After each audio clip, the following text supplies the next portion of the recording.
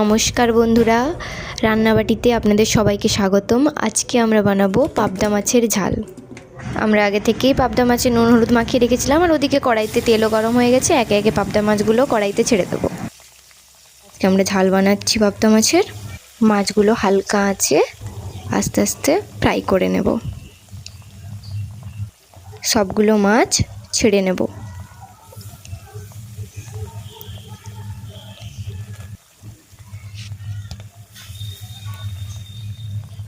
এবারে মাছগুলো উল্টে নেব। আপনারা দেখতেই পাচ্ছেন যে কীভাবে কেমনভাবে ভাজা আমার কমপ্লিট। তো এবারে কড়াইতে তুলে নেব। এরপরে আবার ওই কড়াইতে তেল গরম করে তাতে কালো জিরে দেব, তারপরে কেটে রাখা টমেটো। আপনারা এটা চাইলে মিক্সিতে গ্রাইন্ডও করে নিতে পারেন, তো আমি কেটেই দিয়ে দিয়েছি। তো এবারে এটাকে ভালোভাবে নেড়ে টমেটোটাকে তেলের সাথে সুন্দরভাবে মিশিয়ে নেব। আমরা নাড়তে থাকবো যতক্ষণ না টমেটোটা ভালোভাবে গলে যাচ্ছে।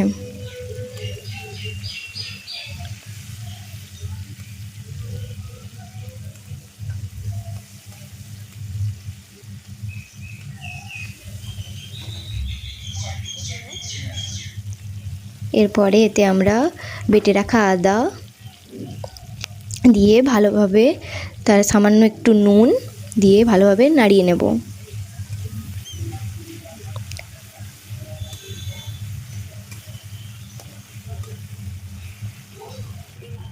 হয়ে গেলে এতে কাঁচা লঙ্কা, সামান্য লঙ্কা, পরিমাণ মতো লঙ্কা, যতটা আপনারা খেতে পারবেন ততটাই দেবেন।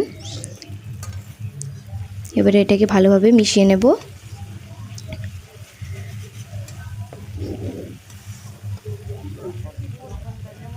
এবারে মেশানো হয়ে গেলে এতে আমরা হলুদ গুঁড়ো, পরিমাণ মতো হলুদ গুঁড়ো দেব। এবারে এটাকেও ভালোভাবে মিশিয়ে নেব।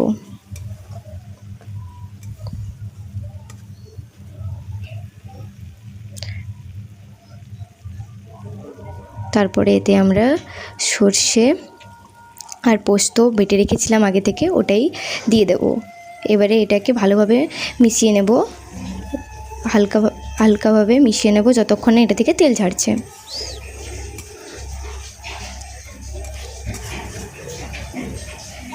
দেখতেই পাচ্ছেন আমাদের ওটা থেকে তেল ছেড়ে এসছে। এবারে আমরা জল দিয়ে দিয়েছি, এতে সামান্য একটু চিনি দেবো। আপনারা চাইলে দিতেও পারেন, নাও দিতে পারেন, তো দিলে বেশ ভালোই হয় টেস্টটা।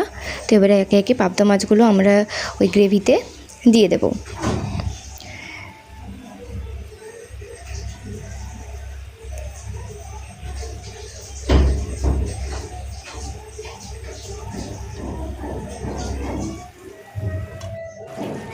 এবারে হয়ে এলে উপর দেখতেই পাচ্ছেন ফুটে এসছে সুন্দরভাবে, কালার এসছে ভালোভাবে। এর উপর থেকে আমরা সামান্য সরিষের তেল হালকাভাবে ছড়িয়ে দেবো, যাতে ফ্লেভারটা এতে খুব সুন্দর আসে।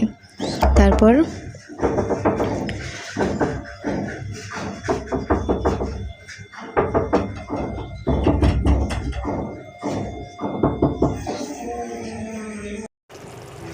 এবারে আমরা কেটে রাখা ধনেপাতা দিয়ে নামিয়ে নেব।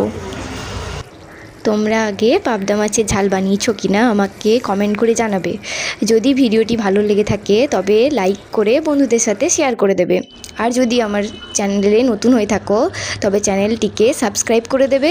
দেখা হচ্ছে পরের ভিডিওতে। ততক্ষণ তোমরা ভালো থেকো এবং সুস্থ থেকো। টাটা।